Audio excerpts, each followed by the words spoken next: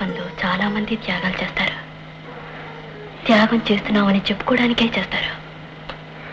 ఆ త్యాగంలో స్వార్థం ఉంది. మనసులో ఆమెను ఎంత కావాలనుకున్నా, ఎంత ఇష్టం ఉన్నా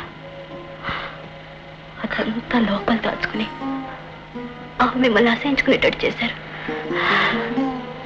దీన్ని ఏమనాలి? త్యాగం అనాలా? లేదండి, ఆ చిన్న పదం సరిపోదు. లేదు జయంతి, నా దేవి కోసం నేను ఎన్ని కలలు కన్నాను. దేవి నన్ను అర్థం చేసుకుందని ఎంత సంబరపడిపోయాను. నా దేవిని ఈరోజు నా నుంచి గెంటేయడానికి ఎన్ని నరాలు తెగిపోయాయో నాకు తెలుసు. నేనన్న మాటలకు ఆమె మనసు ఎన్ని మొక్కలైపోయి ఉంటుందో కూడా నాకు తెలుసు. జయంతి, ఇలాంటి దౌర్భాగ్య స్థితి ఈ సృష్టి ఉన్నంతకాలం ప్రేమించుకున్న వాళ్ళకెవ్వరికీ రాకూడదని కోరుకుంటున్నారు. అవును జయంతి, నేనేం చేసినా దేవి సుఖం కోసమే. ఆమె పసుపు కుంకమలు 10 కాలాల పాటు పచ్చగా ఉండాలనే ఈ పని చేశాను.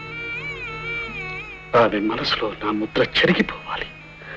తనకిష్టం లేకపోయినా నేనన్న మాటలకు పంతంతో మరొకటి పెళ్లి చేసుకోవాలి. ఆ పెళ్లి నేను కళ్ళారా చూడాలి. ఆ తృప్తితో నేను చనిపోవాలి. అదే జయంతి, అదే నా చివరి కోరిక. అది మీ చివరి కోరిక. నాకు ఓ కోరిక ఉంది. మనమిస్తారా? ఏమిటి జయంతి? మా వంశంలో తాళి అనేది ఎవ్వరికీ లేదు. ఇక్కడికి వచ్చిన వాళ్ళు ఎవ్వరూ తాళి కట్టలేరు. ఈ పరిస్థితిలో మీ చేతులతో మీరు ఎవరికి తాళి కట్టరు. ఆ అదృష్టం నాకు ప్రసాదించరు. ఇది దురాశే కావచ్చు, అడగకూడదే కావచ్చు. కానీ నేను ఎలా పుట్టాను, ఎవరికి పుట్టానో నాకు తెలీదు. ఎలా పెరిగానో కూడా తెలీదు. ఎలా బ్రతికానో, ఎలా బ్రతుకుతున్నానో మాత్రం తెలుసు. కానీ ఈ బ్రతుకులో ఇలాగే చచ్చిపోవాలని లేదు.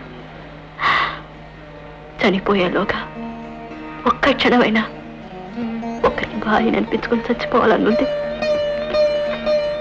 నా కోరిక కాదనుకోండి. Marriages are made in heaven అన్నారు. అదే నిజమైంది. మనిషి ఆరాటం, మనసు పోరాటం వేస్ట్. జయంతి, నిజంగా నీ మెడలోనే తాళి కట్టాలని నా నుదుట రాసి ఉంటే అలాగే జరుగుతుంది. అందుకే నా ప్రయాణంలో చివరి మజిలీగా ఇక్కడికి వచ్చాను.